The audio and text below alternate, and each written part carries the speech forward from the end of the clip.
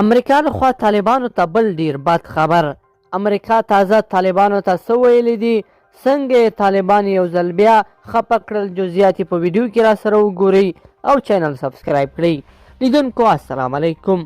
امریکا بیا اسلامي امارت ته د کنګل شوو پیسو د ورکولو لپاره شرطونه ور یاد کړل.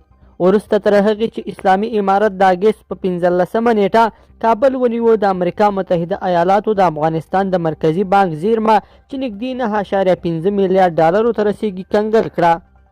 امریکا وایي تر هغو چې امارت د بشري حقونو په ځانګړي ډول د ښځو د حقونو په برخه کې خپلې ژمنې نه وي پر ځای کړي او د قطر د 2020 کال پر کړیو ژمنو یې عمل نه وي کړي، دا پیسې نه ور سپاري.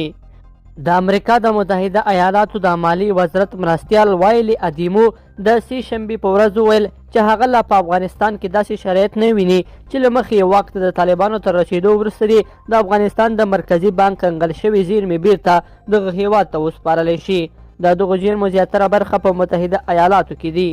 طالبانو بیا له امریکا څخه غوښتنه کړې ده چې د افغانستان تر 9 میلیارډ ډالرو زیاتې شتمنۍ دې ازادې کړی شي. دا په داسې حال کې ده چې د طالبانو حکومت په هیواد کې د یو ژور اقتصادي بحران د مخنیوي هڅه کوي. ادیمو د سنا مجلس بانکدارۍ کمیټې ته وویل موږ په دې اند یو چې پر طالبانو د بندیزونو جاري ساتل اړین دي، خو په عین حال کې باید لارې چارې ولټول شي چې افغانانو ته بشري مرستې ورسیږي.